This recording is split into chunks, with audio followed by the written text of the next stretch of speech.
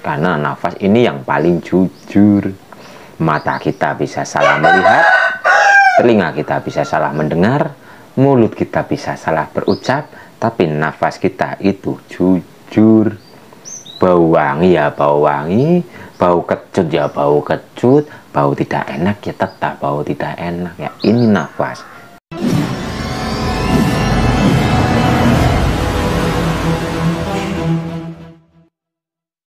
Assalamualaikum warahmatullahi wabarakatuh. Rahayu, rahayu, rahayu. Berjumpa lagi dengan saya. Nama di KTP Istighfar Fajri, tapi nama sebutannya itu adalah Istighfar Maulana. Maklum, orang-orang dulu itu kan ada nama muda, ada nama tua. Nama mudanya yaitu nama ketika anak-anak, dan nama tuanya itu ketika mungkin sudah meranjak dewasa dan sebagainya. Dan nama dari Istighfar Fajri diganti menjadi Istighfar Maulana itu tahun 2018, biarpun dalam KTP-nya itu masih Istighfar Fajri. Oke, mari kita membahas tentang sadar nafas. Malah koyo MC perkenalan nih. Suara apa? Wis MC apa mbu? MC apa ya? MC manunggal cewek cinta. Manunggalah dengan cinta. Siapakah Sang Maha Cinta itu?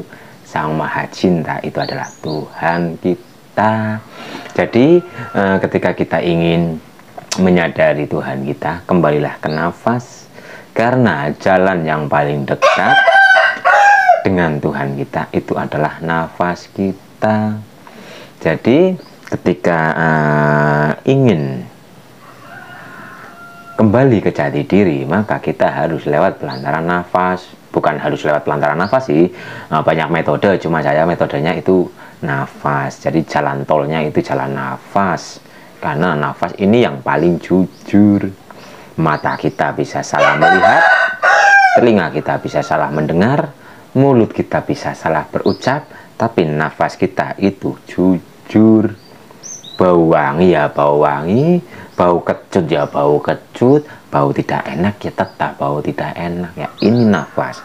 Jadi mari kita masuk ke dalam diri lewat jalur tol. Ora tol maning, lewat jalur sirkuit F1 atau MotoGP. Langsung, jadi langsung lewat nafas terhubung dengan diri sejati lan sejati ning diri. Dan jika masih ada yang bingung sadar nafas itu seperti apa, jadi sadar nafas itu seperti ini. Sadar nafas itu adalah kesadaran jaga kita, pikiran kita itu sadar kepada keluar masuk nafas. Yang dimaksud sadar atau menyadari keluar masuk nafas itu adalah kesadaran pikiran kita ini memperhatikan keluar masuk nafas, jadi menggatekkan nafas gitu loh. Jadi kita duduk rileks dengan aktivitas apapun bisa, tapi kesadaran kita tujukan ke nafas, amati nafas, sadari nafas, dan rasakan nafas kita itu. Asal kita melakukan lelaku sadar nafas dan itu rutin atau istiqomah, maka perubahan itu akan terjadi. Rasa Anda yang tadinya sumpek, mumet, mumet nang apa mumet masuk angin apa mumet kakean pikiran. Mikiri apa jane? Aja dipikiri, dinikmati baik. Asal kita selalu menikmati nafas, kehidupan kita itu akan lancar jaya. Langkah kita itu akan lancar. Jadi kesadaran pikiran kita itu fokuskan kepada keluar masuk nafas, amati nafas, sadari di balik nafas itu ada cinta ilahi, ada kasih ilahi, semua ada di situ. Semua ada di nafas. Yang paling dekat dengan Tuhan kita yaitu nafas. Karena nafas sejatinya itu dohirnya ruh. Jadi dohirnya ruh, kenyataannya ruh itu adalah nafas. Coba jika Anda semua tahan nafas, ya kalau kuat 1 jam, tapi kalau kuat lagi ya 2 jam. Tahan nafas Anda selama 2 jam. Apakah roh itu masih ada di tubuh Anda, di badan Anda? Coba saja. Jadi nafas kita ini itu adalah kenyataannya ruh, sehingga kita berlatih untuk menyadari nafas, mengamati nafas, menikmati nafas. Kita istiqomah dalam menikmati nafas, maka kita akan masuk ke dalam diri. Jika kita sudah berkendara nafas, yaitu kenyataannya ruh, maka kita akan masuk ke dalam dan kita akan melihat, menyaksikan, menyadari kenyataan ruh kita. Nah, sedangkan kenyataan ruh kita yang sejati itu adalah ruhnya siapa? Ruh kita itu sebenarnya adalah ruh Allah. Dalam Al-Qur'annya, ketika kejadian sempurna, kutiupkan ruhku. Nah, sehingga engkau para malaikat bersujudlah. Jadi ketika kejadian sempurna, Tuhan kita meniupkan ruhnya ke jabang bayi, maka malaikat itu disuruh untuk sujud kepatuhan. Karena apa? Karena di dalam diri setiap makhluk itu ada beliau, dan hakikat dari ruh kita itu adalah dohirnya beliau itu sendiri. Oleh karena itu kita disuruh untuk mengenal diri. Barang siapa yang kenal dirinya, maka ia akan kenal dengan Tuhannya. Lawang dirimu, yo diriku itu yang sejati loh yo, bukan yang raga ini. Kalau raga ini ya akan hancur dan binasa. Tapi yang sejati, diri sejati kita itu adalah dohirnya Tuhan kita. Makanya Allah ya dohir, Allah ya batin. Dalam Asmaul Husna pun ada. Dia dohir dan batin. Dohirnya Tuhan kita itu adalah diri sejati kita. Jadi diri sejati kita atau ruh kita itu Ruhul Qudus. Diri sejati kita adalah Nur Muhammad. Maksudnya Nur Muhammad adalah cahaya yang terpuji. Lah yang terpuji itu siapa? Kan ya Tuhan itu sendiri. Jadi kenalilah dirimu, maka kamu akan kenal dengan Tuhanmu. Beliau itu sangat dekat, lebih dekat daripada urat nadi. Lawang beliau itu adalah hidup. Lah, jenengan urip apa ora? Ayo, nek urip, ya uripe sapa? Begitu lho. Ayo dirasakno uripe. Kita rasakan hidup kita sendiri. Jadi kita harus sering-sering merenung. Kita harus sering-sering masuk ke dalam diri kita sendiri. Syarat untuk masuk ke dalam itu ya sebenarnya tanpa syarat. Nah, semua orang itu bernafas. Apakah bernafas itu butuh syarat? Ya kan tidak.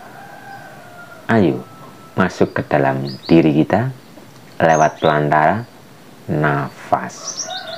Sadari nafas kita, perhatikan nafas kita, dan rasakan nafas kita itu. Maka di situ kita akan menemukan selama ini yang kita cari-cari. Ayo wis pirang tahun mending goleti. 3 tahun, 2 tahun, 1 tahun, berapa bulan, atau belasan tahun, atau puluhan tahun. Sudah jangan mencari lagi, tapi sadari karena Tuhan kita itu tidak perlu dicari. Tuhan kita itu selalu bersama kita dimanapun dan kapanpun. Ya karena Tuhan kita yang itu adalah hidup kita sendiri, ya kan dibawa kemana-mana. Kita itu selalu bersama beliau, tapi kenapa kita tidak menyadari? Ya karena kita terlalu banyak hijab. Kita terlalu banyak doktrin, kita terlalu banyak dogma. Lepaskan semua itu, masuk ke dalam diri, sadari nafas, perhatikan nafas, dan rasakan nafas. Biarkan dogma-dogma, doktrin-doktrin, hijab-hijab yang menyelimuti diri sejati kita itu akan terbersihkan, sehingga Tuhan kita akan wujud nampak nyata dalam diri kita sendiri. Jadi pencariannya itu ya ke dalam. Pencariannya itu ke dalam. Sebenarnya juga bukan dicari, tapi disadari. Setelah kita bisa masuk ke dalam diri, maka jawaban-jawaban yang selama ini mungkin kita cari itu akan terjawab di dalam dirimu sendiri. Itulah jawaban yang sejati. Jawaban yang dapat dari luar diri itu belum yang sejati. Itu hanya jembatannya. Tapi jawaban yang sejati itu ada di dalam dirimu sendiri. Ayo, sembuhkan luka batin Anda, sembuhkan kenangan-kenangan pahit Anda, trauma-trauma masa lalu, dengan kita menyadari nafas, menikmati nafas. Caranya itu sangat sederhana, jadi seperti ini. Ini ketika dengan, saya kan menyebutnya sadar nafas itu ada dua, yaitu topo broto dan topo ngrame. Yang dimaksud topo broto adalah ya ketika kita sendiri, duduk diam atau tiduran dan sebagainya. Nah, topo ngrame ini berarti kita menyadari nafas, menikmati nafas dalam semua aktivitas. Nah, ketika kita menyadari nafasnya itu ketika topo broto, maka kita harus meniatkan untuk terhubung dengan diri sejati, lan sejati ning diri, untuk terhubung dengan ibu bumi, popo angkoso. Dan ketika kita sudah meniatkan seperti itu, lidah tempel ke langit-langit. Jadi ujung lidah ini ditempelkan ke langit-langit. Lah, fungsi atau manfaat ujung lidah ini ditempelkan ke langit-langit, ini karena di ujung lidah itu ada saraf-saraf tertentu, dan di langit-langit kita itu ada saraf-saraf tertentu.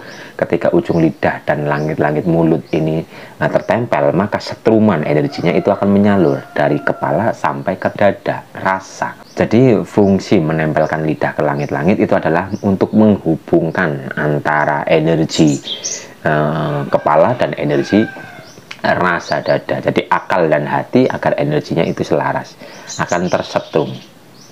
Koyo kae lah contohnya, koyo busi motor atau busi mobil itu kan ketika disenggolkan ke besi itu akan mengeluarkan percikan api. Lah, setruman-setruman itu yang akan menyalur sehingga motor atau mobil itu hidup lagi. Begitu. Jadi fungsi lidah ditempelkan ke langit-langit itu adalah agar setruman akal dan hati ini selaras. Dan menekuk lidah ini sebenarnya tidak hanya ketika bermeditasi, bertafakur dan sebagainya, tapi dalam segala aktivitas. Ketika mulut kita ini diam, langsung tempelkan lidah ke langit-langit mulut seperti ini. Jadi lidah ditekuk ke langit-langit. Memang awal-awal itu susah, rasanya itu pengen ngeces dan sebagainya, nggak masalah, itu kan awal-awalan. Tapi jika sudah terbiasa, ketika kita diam, lidah ini langsung nempel ke langit-langit. Itu tanpa kita sadari, asal lidah ditempelkan ke langit-langit, tanpa kita sadari, itu setruman akan terus berjalan. Jadi rotasi kelistrikan dalam diri kita itu akan berjalan dengan sempurna, dengan normal. Biasakan untuk menekuk lidah, ujung lidah ini tempelkan ke langit-langit mulut. Jadi kita duduk rileks, tiduran boleh. Jika topo broto, niatkan untuk terhubung dengan diri sejati lan sejati ning diri. Niatkan untuk terhubung dengan ibu bumi, popo angkoso, dan lidah tekuk ke langit-langit. Sedangkan ketika kita meniatkan untuk terhubung dengan ibu bumi, maka di situ energi kemakmuran itu akan berjalan. Terus pengetahuan tentang semesta, tentang bumi kita itu akan muncul dan sebagainya, karena kita terhubung dengan kecerdasan bumi. Dan kecerdasan langit itu adalah kita akan bisa memahami kecerdasan akhirat. Jadi kecerdasan batin atau hati atau rasa atau kol mlebu. Akeh temen atau nih. Oke, jadi niat terhubung dengan diri sejati lan sejati ning diri. Lah terhubung dengan diri sejati lan sejati ning diri itu adalah untuk meringkes energi. Diri sejati itu kan diri sejati kita ini power. Jadi power sejati ning diri atau Tuhan kita itu kan sangat besar. Lah jika terhubung dengan diri sejati dan sejati ning diri, power yang begitu besar ini mengalir ke diri sejati nih. Nah diri sejati ini meringkeskan lagi energinya untuk mengalir ke jiwa kita. Nah jiwa kita itu meringkeskan lagi dan menyebar ke seluruh jiwa raga kita. Jadi jika tidak diniatkan untuk terhubung dengan diri sejati dan sejati ning diri, maka energi itu sangat besar. Engko awake jeblok kayak gitu. Nah, contoh gelas dikasih air yang begitu panas nanti wadahnya itu pecah. Lah niat seperti itu untuk menyelaraskan. Jadi semua agar selaras. Semua agar selaras agar tidak terjadi sesuatu yang tidak diinginkan begitu. Jadi niatkan untuk terhubung dengan diri sejati, sejati ning diri, terhubung dengan ibu bumi, popok angkoso, lidah teko ke langit-langit dan mulai relakan pikiran kita. Ketika pikiran kita ini liar, memikirkan lah mantan, pacar, pekerjaan, caci makian orang, fitnah dan sebagainya, kesadaran itu kita tujukan kepada nafas kita ini. Ketika kesadaran sudah tertuju kepada nafas, maka kita perhatikan keluar masuk nafas kita dan rasakan cinta ilahi, kasih ilahi ada di balik nafas kita ini.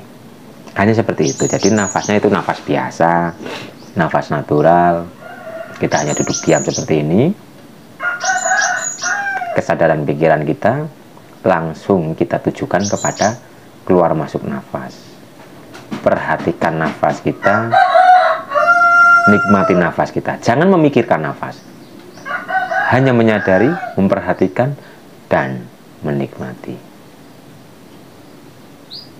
Kendorkanlah sel saraf kita, pikiran-pikiran kita yang sepaneng kaya plinteng. Sepaneng kaya plinteng, planteng melanuk. Kesepanengan itu harus kita kendorkan, kita harus rileks dan nikmati nafas. Dalam kesendirian yang seolah-olah sendiri padahal ya tidak pernah sendiri, kita akan merasakan keramaian. Dalam kesepian, ya padahal tidak sepi, kita akan merasakan begitu banyak makhluk di dalam diri kita ini. Yang tadinya mungkin sedih, khawatir, kecewa, dendam, iri, ria, dengki, luka batin, sifat-sifat negatif, itu akan reda dengan sendirinya. Dan rasa-rasa seperti itu akan tergantikan dengan rasa tenang, damai, bahagia, penuh cinta. Yang ada hanyalah terang, yang ada hanyalah keindahan. Jadi ayo masuk ke dalam diri kita lewat pelantaran nafas kita, niatkan untuk terhubung dengan diri sejati lan sejati ning diri, terhubung dengan ibu bumi bobo angkoso, tekuk lidah ke langit-langit, relakan seluruh saraf kita, otot-otot kita, dan rasakan pancaran Sang Maha dari tengah-tengah dada kita yang akan menyebar ke jiwa raga kita. Dan mungkin itu dulu yang bisa saya sampaikan. Ojo bingung, nek bingung engko ora bisa ngopo, ora bisa nguyu nek kan bingung. Mumet iki nek wong bingung ki tandane biasane iki kene nek ribut iki sering mikir iki sih. Jadi orang yang kebanyakan berpikir biasanya seperti ini. Ada garis-garisnya. Itu tanda pemikir. Orang apa memikirkan umat ya masalah masih ada gini ya. Jadi ada seperti ininya bukan berarti negatif, bukan berarti jelek, bukan. Berarti beliau itu adalah seorang pemikir, memikirkan keluarga, memikirkan tanggung jawab, memikirkan umat dan sebagainya. Orang masalah. Jadi bukan berarti yang ada seperti ini itu pemikir lantas dibilang negatif, tidak, itu hanya ciri-ciri ketika orang sering menggunakan pikirannya, maka sininya akan berkerut, manteng seperti ini. Oke, mungkin itu dulu yang bisa saya sampaikan. Jika ada kata-kata yang menyinggung, kata-kata yang menyakiti, saya atas nama jiwa meminta maaf kepada seluruh jiwa-jiwa yang menonton ini. Yang penting jaga rasa kita agar selalu bahagia. Terhubunglah dengan diri sejati Anda yang ada di dalam kedalaman batin Anda sendiri. Assalamualaikum warahmatullahi wabarakatuh. Rahayu, rahayu, rahayu. Semoga kita semua bahagia. Yang sedang sakit semoga mendapatkan kesembuhan. Yang sedang banyak masalah semoga dipertemukan dengan jalan keluarnya. Dan semoga yang sedang mumet, yang sedang sumpek, yang sedang sedih, khawatir dan sebagainya, semoga teraliri energi ketenangan, kedamaian, kebahagiaan Tuhan kita. Amin amin ya robbal alamin. Semoga seluruh makhluk bahagia.